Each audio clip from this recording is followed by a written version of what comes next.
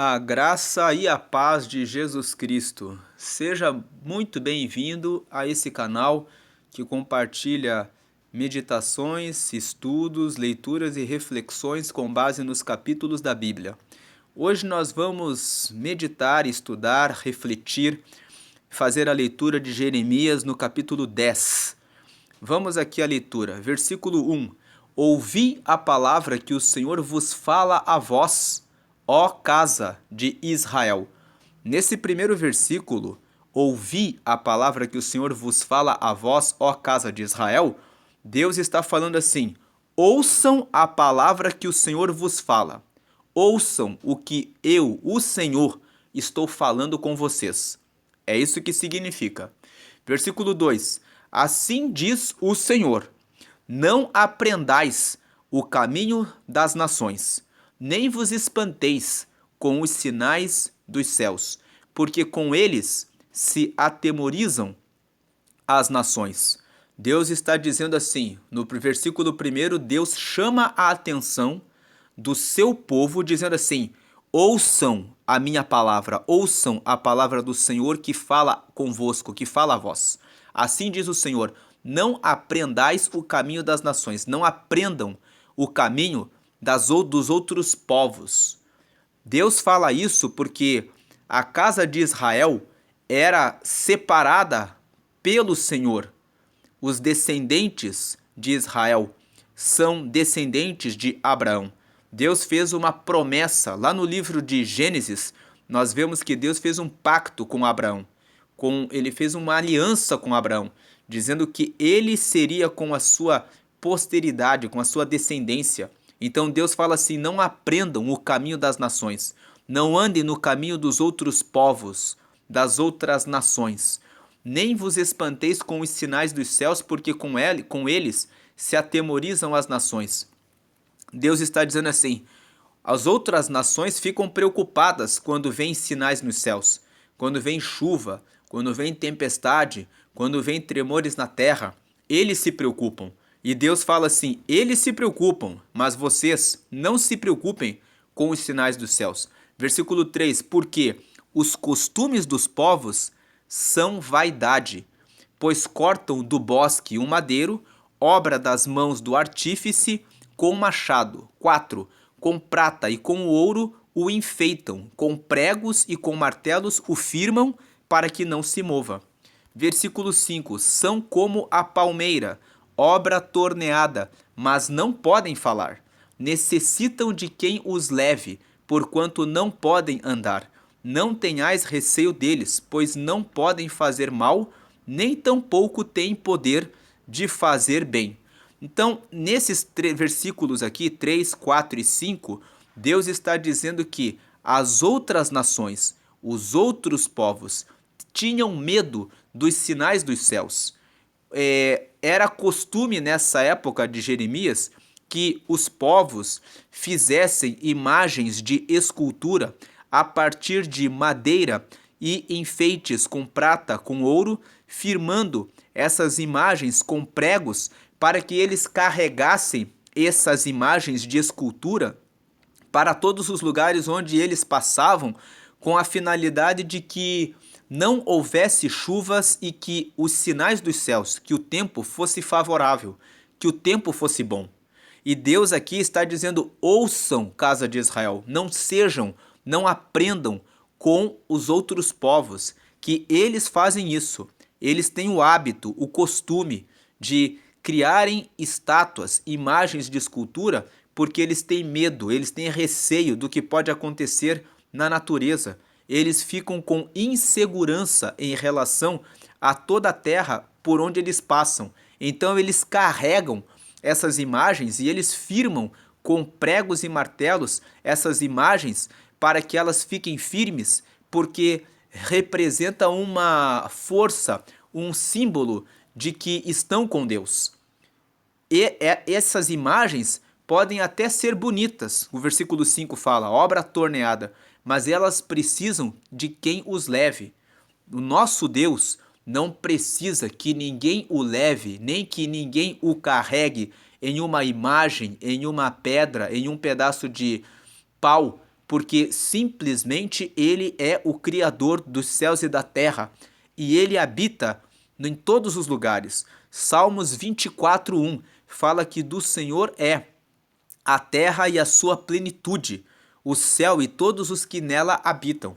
Salmo 139 fala que se subirmos até o céu, ele lá está. Se descer até o mar, Deus ali está. Se chegar até as trevas, até ali Deus está, porque Deus é a luz. Ele está em todos os lugares, não há nenhum ponto na Terra ou no universo que ele não possa alcançar. Ele é onipresente, ele está em todos os lugares e não há como se esconder da glória, do poder, da visão dele, porque foi ele que criou todas as coisas. Versículo 6: Ninguém há semelhante a ti, ó Senhor. Tu és grande, e grande é o teu nome em força. Aqui, Jeremias está falando do versículo 1 até o versículo 5, Deus está usando Jeremias. Jeremias vem e fala: Ouvi, casa de Israel, o que o Senhor tem para dizer. O Senhor fala: Não aprendais o caminho das outras nações, o caminho dos outros povos, mas aprendam, né, porque eles têm medo dos sinais do céu. Eles têm medo dos sinais do céu. Versículo 2: Porque eles se atemorizam, e por isso eles criam imagens de escultura. Mas vocês não precisam ter esse medo. Versículo 6: Ninguém há semelhante a ti, ó Senhor. Tu és grande, grande é o teu nome e força. Versículo 7: Quem te não temeria a ti, ó Rei das nações? Pois isso só a ti pertence, porquanto entre todos os sábios das nações e em todo o seu reino ninguém há semelhante a ti. Jeremias aqui está honrando a Deus, dizendo que o nome do Senhor é grande, que não há ninguém semelhante a ele, que ele é o rei de todas as nações, que tudo pertence a ele e que entre todos os sábios e em todo o reino não existe ninguém semelhante ao Senhor. 8. Mas eles todos se embruteceram e se tornaram loucos. Ensino de vaidades é o madeiro. Né? O que Jeremias está dizendo é: o povo se embruteceu, o povo ficou bruto, o povo enlouqueceu, o povo esqueceu de entender que o Senhor é o Criador de todas as coisas e que ele não precisa que alguém o carregue por meio de uma imagem, porque ele simplesmente é Deus e está em todos os lugares. A parte final aqui do versículo 8 fala que ensino de vaidades é o madeiro. Quando Jeremias diz isso, ele está dizendo assim: o madeiro, as imagens de escultura feitas em madeira são um ensino de vaidade. Vaidade é algo que é vão, algo que não tem valor. Então, o madeiro, por mais que seja uma obra bem trabalhada e que possa ser uma obra de arte, uma obra de escultura, não tem a força de representar Deus. Deus vai muito além de um pedaço de madeira, de um pedaço de pau coberto com ouro e com prata e firmado com pregos e martelo. Deus, ele é poderoso, ele é onipotente, ele tem todo o poder, ele é o Criador, ele criou todas as coisas, ele está em todos os lugares, não há como se esconder diante da glória dele, porque ele realmente conhece todas as coisas, ele conhece todos os nossos pensamentos, ele sabe, antes de nós fazermos alguma coisa, qual será a nossa ação e a nossa atitude, porque ele conhece a nós melhor do que nós mesmos. Quando Pedro disse para Jesus que não o negaria, Jesus imediatamente olhou e disse: Não cantará o galo hoje sem que tu me negues por 3 vezes. Jesus, como filho de Deus, já sabia o que Pedro faria. Deus conhece as nossas ações. Ele nos sabe quem nós somos. Versículo 9. Trazem prata estendida de Tarsis e ouro de Ufaz, trabalho do artífice e das mãos do fundidor. Fazem suas vestes de azul celeste e púrpura, obra de sábios são todos eles. Veja que o versículo 9, aqui Jeremias está falando a respeito de como eram as imagens de escultura. Eram muito bem trabalhadas. Eles faziam vestes de azul celeste, de púrpura, e veja que a parte final do versículo 9 fala: obra de sábios são todos eles. Jeremias aqui está dizendo que as pessoas que faziam a obra, essas imagens de escultura, eram homens sábios. Eram pessoas que realmente tinham a arte, a habilidade de fazerem essas imagens muito bonitas. Versículo 10. Mas o Senhor Deus é a verdade. Ele mesmo é o Deus vivo e o Rei eterno. Quando Jeremias fala que ele é o Deus vivo, significa ele está vendo todas as coisas, e quando ele fala que ele é o Rei, Jeremias está reconhecendo que não existe nenhum outro Deus além do próprio Senhor e que ele é eterno. Do seu furor treme a terra, e as nações não podem suportar a sua indignação. Essa segunda parte do versículo 10, Jeremias está dizendo: se Deus decidir irar-se e fazer uma obra de uma certa maneira, não há quem possa resistir a ele. Não há quem possa impedir a Deus de fazer aquilo que ele determina, aquilo que ele estabelece. Os homens, na leitura de Gênesis, no capítulo 11, pensaram em se organizar e levantar uma torre, a Torre de Babel, para chegar até o céu. Quando Deus viu que os homens, que são a imagem e semelhança dele, seriam capazes de erguer essa torre, Deus confundiu a língua dos homens, para que eles se espalhassem na terra, para que o propósito dele se cumprisse. Qual era o propósito do Senhor? Lá em Gênesis, no capítulo 1, Deus deu uma ordem ao homem. Ele disse assim: dominai sobre as aves dos céus, sobre os animais da terra e sobre os animais que vivem no mar. Deus determinou que os homens se espalhassem e enchessem a terra. Multiplicai-vos e enchei a terra.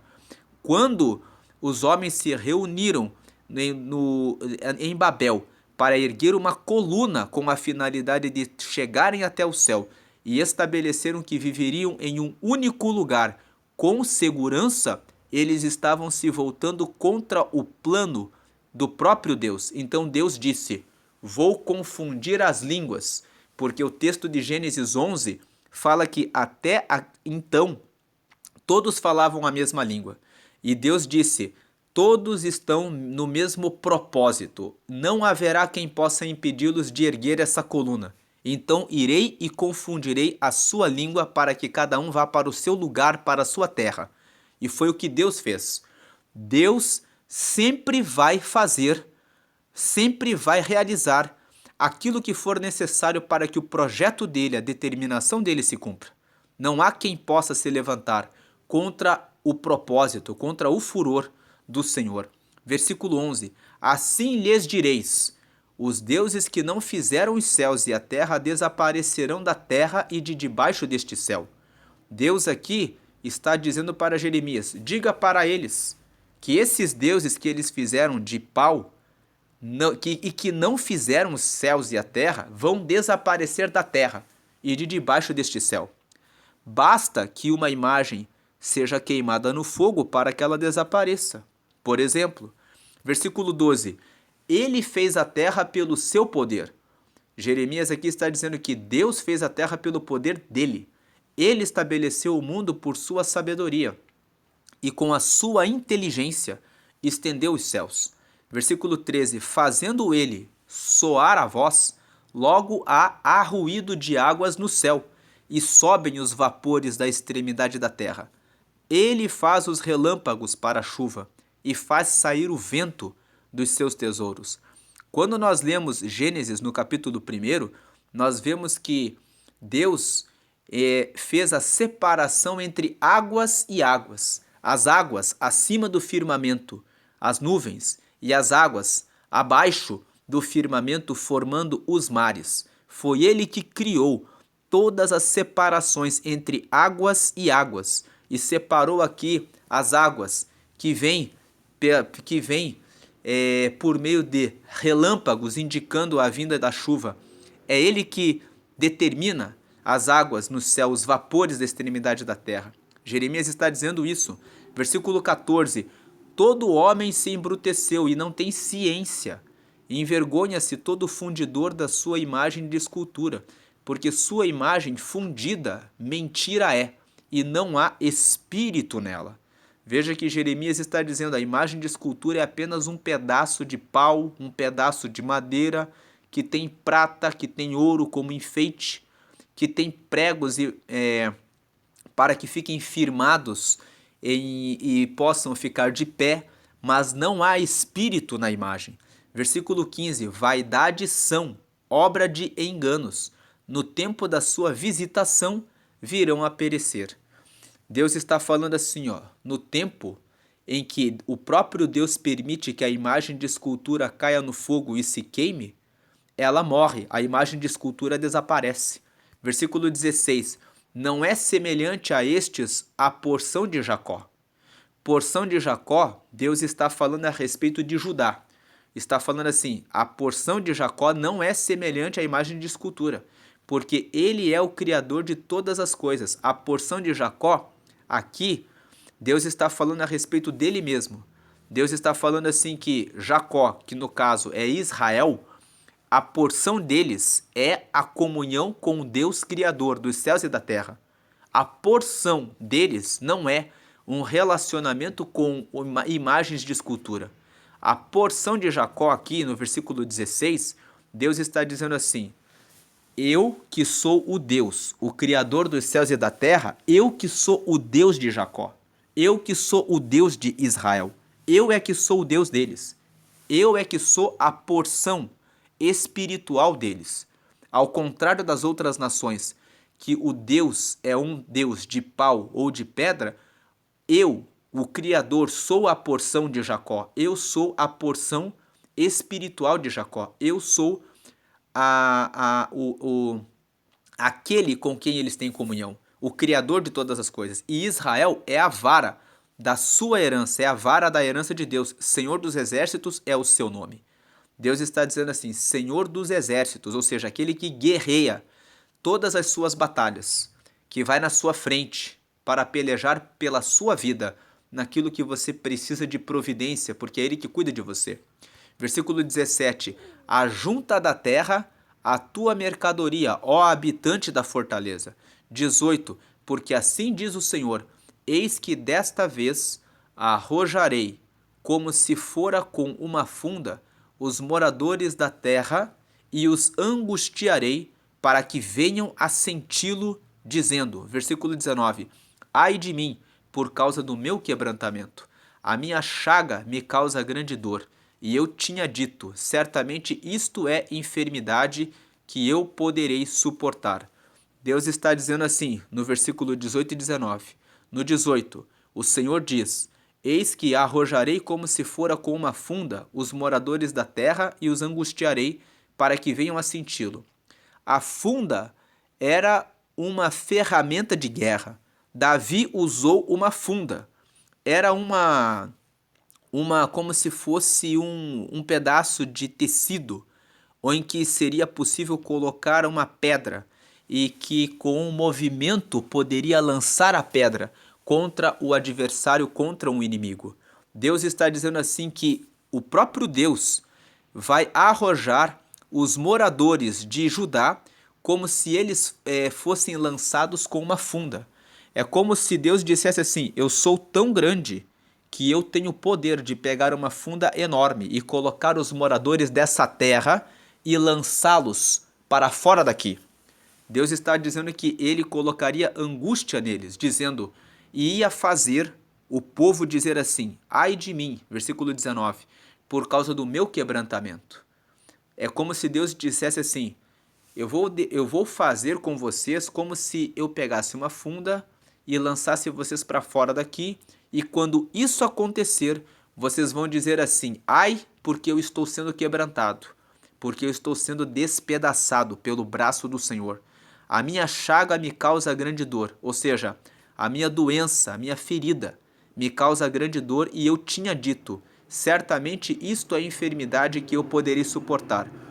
Deus está dizendo assim: Vocês acreditam que adorando outros deuses, adorando imagens de escultura, criando fúria, ira no Senhor, vocês vão suportar o dia da ira, o dia da minha ira. Vocês acreditam que podem suportar e resistir à enfermidade quando eu, o Senhor, que sou Deus, descer sobre a terra para realizar o juízo sobre a maldade de vocês? Vocês vão gritar, vocês vão dizer: ai, que dor que eu estou sentindo. E eu achava que eu conseguiria suportar essa enfermidade.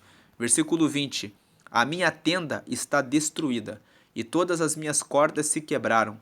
Os meus filhos foram-se de mim, e não existem. Ninguém há mais que estenda a minha tenda e que levante as minhas cortinas. Esse versículo 20 é a continuação do que Deus fala que o povo diria. É como se Deus dissesse assim: no dia que eu visitar vocês para fazer justiça, vocês vão dizer isso. Vocês vão dizer o versículo 19 e o versículo 20. Vocês vão dizer: ai da minha chaga, ai da minha dor. Eu achava que eu poderia suportar essa enfermidade. Vão dizer, versículo 20, a minha tenda está destruída, a minha casa foi destruída, as minhas cordas se quebraram. As cordas eram usadas para amarrar as tendas, as estacas, para que as tendas ficassem de pé. E os meus filhos foram-se de mim. Quando Nabucodonosor invadiu Jerusalém e pôs fogo na terra, muitos filhos foram mortos. Muitos filhos foram levados como cativos para a Babilônia. O povo foi levado para a Babilônia. E não existem, muitos foram mortos. Ninguém há mais que estenda a minha tenda e que levante as minhas cortinas. Deus aqui está falando o que aconteceria com eles, como eles ficariam. Eles ficariam dessa forma, e de fato, lendo o livro de Jeremias nos próximos capítulos, nós vamos ver que quando Nabucodonosor invadiu Jerusalém, de fato isso aconteceu com eles. Eles foram destruídos, ficaram sem tendas, ficaram sem nada. Versículo 21, porque os pastores se embruteceram e não buscaram ao Senhor. Por isso não prosperaram e todos os seus gados se espalharam. Deus está dizendo: eles abandonaram a comunhão comigo.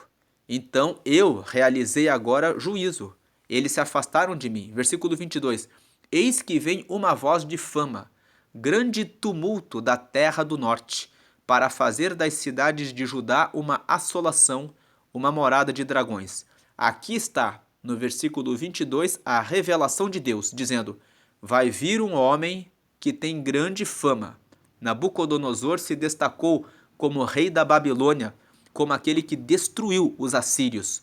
E os assírios eram muito destros na guerra, mas Nabucodonosor conseguiu destruí-los e conseguiu fazer fama. Deus está dizendo para eles: eis que vem uma voz de fama, grande tumulto da terra do norte. Eles vieram da Babilônia, que era na região norte, em relação a Judá, para fazer das cidades de Judá uma assolação, uma morada de dragões. Morada de dragões significa lugar, terra, onde não mora ninguém. Os dragões vivem isolados, em terra distante. É isso que Deus está dizendo. Vai ficar como morada de dragões. Versículo 23. Eu sei, ó Senhor, que não é do homem o seu caminho, nem do homem que caminha o dirigir os seus passos. Versículo 24. Castiga-me, ó Senhor, mas com medida, não na tua ira, para que me não reduzas a nada. Versículo 25. Derrama a tua indignação sobre as nações que te não conhecem e sobre as gerações que não invocam o teu nome, porque devoraram a Jacó, devoraram-no e consumiram-no e assolaram a sua morada. Nesses últimos 3 versículos, Jeremias fala para Deus assim, que ele sabe que não é do homem o seu caminho. Tem muitas pessoas que pensam que têm poder absoluto e domínio sobre o seu próprio caminho. Então a pessoa fala assim: eu faço o que eu quero, eu estabeleço uma meta e eu realizo o que eu quero e não há quem possa me impedir de fazer o que eu projetei. Então Jeremias no versículo 23 fala: eu sei, ó Senhor, que não é do homem o seu caminho. Ou seja, o homem pensa que o caminho dele é dele mesmo. Mas Jeremias fala: eu sei que o caminho do homem não é o caminho dele mesmo. nem do homem que caminha o dirigir os seus passos. O homem, ele pode fazer planos, mas é da boca do Senhor que vem a resposta. Provérbios, capítulo 16, a Bíblia fala isso, que o coração do homem faz planos, mas da boca do Senhor vem a resposta. Se Deus disser, ele fez esse plano e não vai ser assim, não vai ser assim. Lá no livro na carta que Tiago escreveu, Tiago escreveu ali no capítulo 5, eia, pois, vós que sois arrogantes e que dizem, amanhã vamos à cidade. E Tiago fala assim, vocês são presunçosos, vocês não sabem a respeito do dia de amanhã. Eu vou deixar aqui em cima o card para você acessar essa meditação que já está aqui no canal de Tiago, no capítulo 5, quando Tiago fala, exorta a igreja por meio da sua carta, dizendo que é presunção alguém dizer, amanhã iremos a tal e qual lugar, em lugar de, se o Senhor permitir, então assim será. Aqui no versículo 23, Jeremias está dizendo, eu sei que o caminho do homem não é dele, nem o homem que caminha pode dirigir os seus passos. E aí, Jeremias tem tanta percepção da soberania de Deus e do poder de Deus para realizar o seu juízo, para realizar o seu castigo sobre a terra de Judá, que ele faz um pedido no versículo 24. Castiga-me, ó Senhor, mas com medida, não na tua ira, para que me não reduzas a nada. Ele sabe do poder de Deus, ele sabe que Deus criou todas as coisas, ele sabe que Deus, se repreendesse ele na sua ira, poderia destruí-lo. Então ele faz um pedido a Deus. Ele pede para que Deus o castigue. Tem muitas pessoas que pedem para Deus afastar o castigo. Esse é um tipo de pedido que vai contra a lei de Deus. Porque existe uma lei da semeadura, em que Deus fala que tudo que o homem semear, isso também ceifará. E essa lei, ela se aplica para todas as pessoas. Você pode ser um cristão que frequenta a igreja há 20, 30, 40 anos. Se você fizer um ato errado, como por exemplo, se você cometer um adultério e deitar-se com uma mulher, aquela mulher vai engravidar. Você vai ter um filho de um outro relacionamento extraconjugal e você vai ter que acertar isso com a sua esposa. Por quê? A lei é a lei da semeadura. Aquilo que você faz traz uma consequência. Se você, depois de 40 anos como pastor de uma igreja, quando estiver diante de uma situação ruim com uma pessoa, xingar essa pessoa de maneira pública e alguém captar aquela imagem e espalhar por todas as redes da internet e em todos os lugares, mostrando a tua loucura momentânea, aquilo vai marcar o seu ministério, a sua credibilidade vai ser questionada em razão da sua atitude momentânea. A lei da semeadura se aplica para todos. Se alguém perde a cabeça numa discussão com alguém e acaba cometendo homicídio, vai responder por esse crime se for identificada como a pessoa que praticou o ato. Então, não há como fugir da lei da semeadura. Jeremias, quando ele pede para que Deus o castigue, ele está reconhecendo que não há como fugir e escapar da mão de Deus.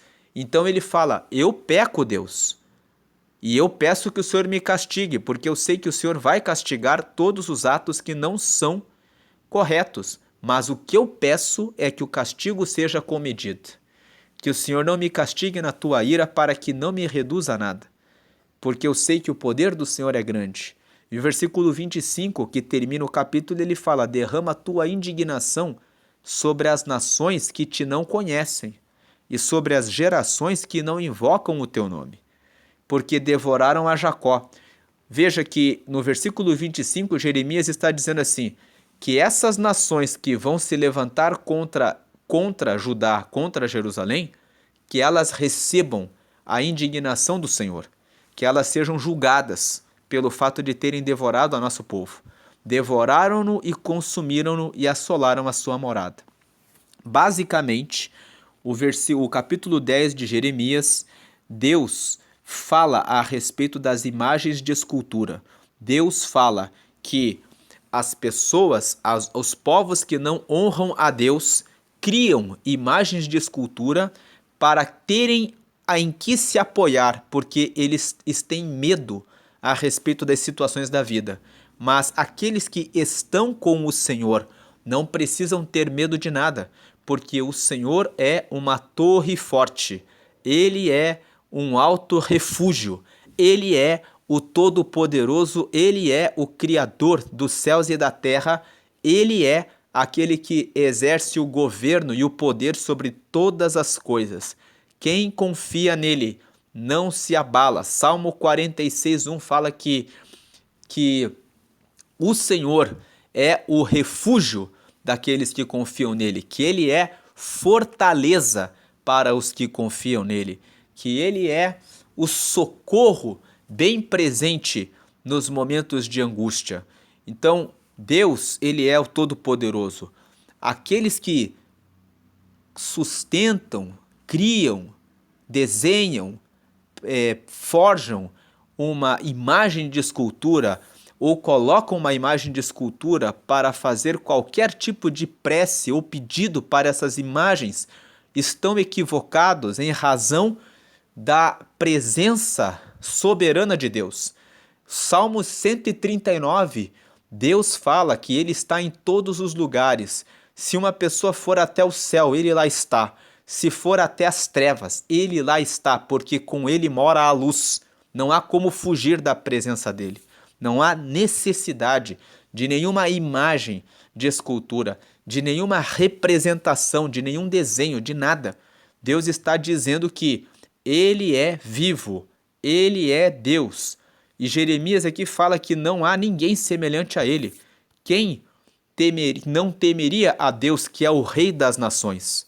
Mas ele fala aqui que o povo se embruteceu. O povo não entendeu quem era o Senhor. Então, adoravam a outros deuses nas montanhas e adoravam a Deus ao mesmo tempo, com medo de que os outros deuses pudessem realizar algum mal sobre eles. Mas Deus aqui está dizendo que as imagens de escultura não são nada, que os outros deuses não são nada, porque Ele é aquele que criou todas as coisas. E nesse capítulo ainda, Deus fala que faria com que a casa de Judá fosse lançada para fora com uma funda em razão do seu pecado. Que pecado era? Adorarem a outros deuses, não reconhecerem a grandeza do seu Deus, não reconhecerem a força e o poder e o domínio do Senhor. E até os pastores da casa de Judá, de Jerusalém, estavam embrutecidos, estavam brutos, não estavam mais ensinando ao povo a confiança no Senhor.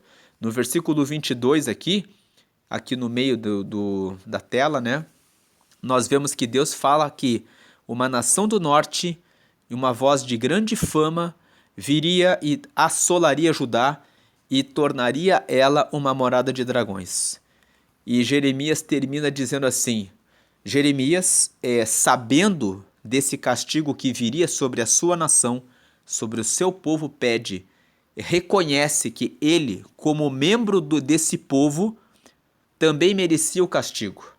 Ele fala, eu vivo no meio dessa gente, então eu também serei punido junto com elas, porque o castigo do Senhor virá sobre Judá. Eu moro em Judá. Então ele pede, castiga-me, Senhor, mas com medida, não na tua ira, para que me não reduzas a nada. Derrama a tua indignação. E aí Jeremias termina o capítulo pedindo a Deus que depois que eles fizessem o mal para Judá, que eles fossem julgados. Porque ele fala, derrama a tua indignação sobre as nações que te não conhecem e sobre as gerações que não invocam o teu nome, porque devoraram a Jacó. Devoraram-no e consumiram-no e assolaram a sua morada.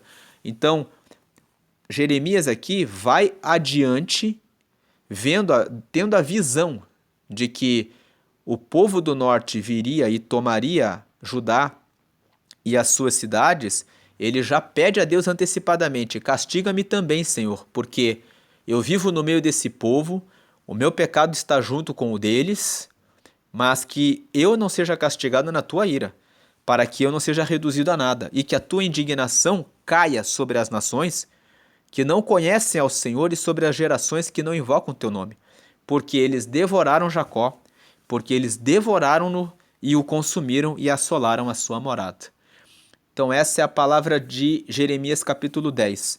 Jeremias, no capítulo 10, fala a respeito da ira do Senhor contra a casa de Judá, pelo fato deles adorarem imagens de escultura, pelo fato deles adorarem a outros deuses, pelo fato deles não reconhecerem que o próprio Deus estava com eles todos os dias, que Deus estava cuidando deles, que Deus havia cuidado de Josué, de Caleb, do povo, dos antepassados deles, que haviam tomado as terras de Judá.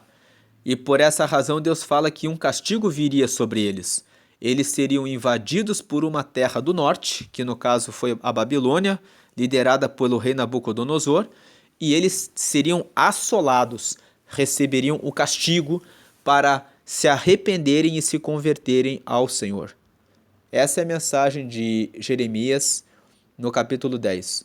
Qual é a aplicação desse texto para a nossa vida? Aplicação número 1.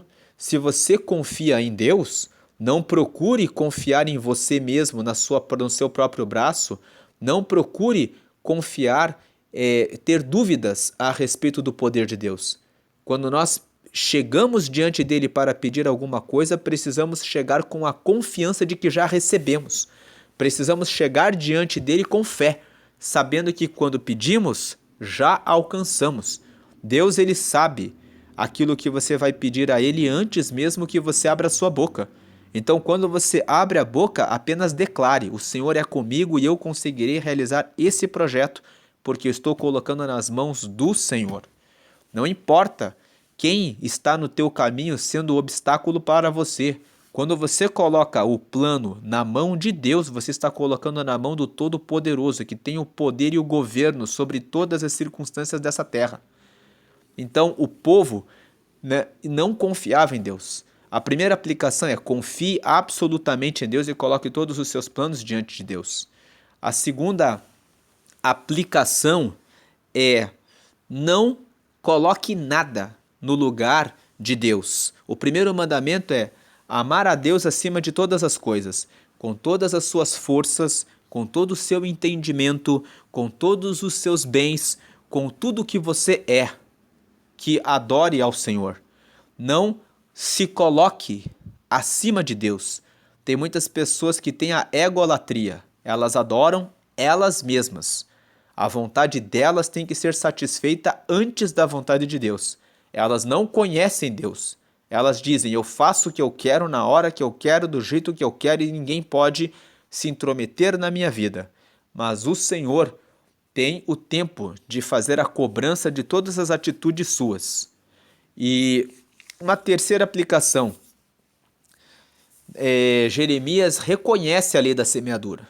Ele fala: castiga-me, ó Senhor, mas com medida. Então, nós precisamos reconhecer as nossas falhas e admitir que seremos castigados pelas nossas falhas pela lei da semeadura. Tem pessoas que fazem a coisa errada e depois elas querem correr para o pastor, para o padre, dizendo assim: ora por mim agora, reza por mim agora, para que Deus tire o castigo daquilo que eu fiz. Deus não tira o castigo daquilo que você faz. Ele perdoa sim o seu pecado. Ele justifica sim você diante de Deus. Mas o pagamento por aquilo que você realizou, pelo seu ato, pela sua atitude, vem da lei da semeadura. E Deus não mente. Ele não nega a sua própria palavra. Então, sempre que houver uma falha, haverá um pecado. Davi era rei de Israel, foi ungido como rei porque Deus amou a ele e fez com que Samuel o ungisse como rei, mas quando ele cometeu um adultério com a esposa do seu vizinho e no dia seguinte ordenou que o vizinho fosse chamado para deitar-se com a sua mulher para ocultar o seu adultério e o marido dessa mulher resolveu permanecer fiel a Deus e não se deitou com a sua esposa, mas dormiu na porta do palácio, e Davi recolheu ele naquela noite e no dia seguinte colocou uma carta na mão dele, que era a sentença de morte dele mesmo. O homem chamado Urias levou uma carta escrita por Davi para o general do seu exército. E a carta dizia: quando você receber essa carta, este homem que está te entregando a carta deve ser colocado na frente da batalha e depois todos devem recuar e deixá-lo sozinho para que ele morra. E o general cumpriu aquela ordem e depois mandou avisar Davi que Urias já havia morrido, porque ele já havia executado a ordem. Logo na sequência, Davi vai e toma aquela mulher, a Batseba, o nome da mulher, como sua esposa. Então Deus vai, levanta o profeta Natã para que repreenda Davi, e Davi tem a consequência do seu pecado. O filho adoece e morre. Davi não conseguiu. O texto da Bíblia revela que Davi ficou em jejum, pedindo a Deus que o menino não morresse. Mas o menino foi ferido pelo Senhor e morreu, porque Deus estava dizendo: o fruto do pecado não prevalece diante de mim. O juízo, você vai carregar essa dor e esse sofrimento pelo pecado que cometeu. Então, Jeremias reconhece que o castigo vem, porque a lei da semeadura precisa ser aplicada. Então, essas são as 3 aplicações do texto. Se essa palavra te edificou de alguma forma, compartilhe ela com as pessoas que você lembrou agora e que você sentiu o toque do Espírito Santo para compartilhar essa mensagem. E se não deu o like no começo do vídeo, dá o like, porque o seu like faz com que esse vídeo seja espalhado para que mais pessoas possam conhecer o conteúdo desse texto. Deus abençoe a todos. Se inscreve também no canal para receber a meditação de outros capítulos da Bíblia que estão sempre sendo postados aqui no canal para que nós possamos crescer no conhecimento e também na graça, como Pedro escreveu na sua segunda carta, no capítulo 3, ali no último versículo, no versículo 18. Fiquem na paz de Jesus Cristo, Deus abençoe a todos e permaneçamos em honrar, adorar e glorificar a Deus em todo o tempo. Amém.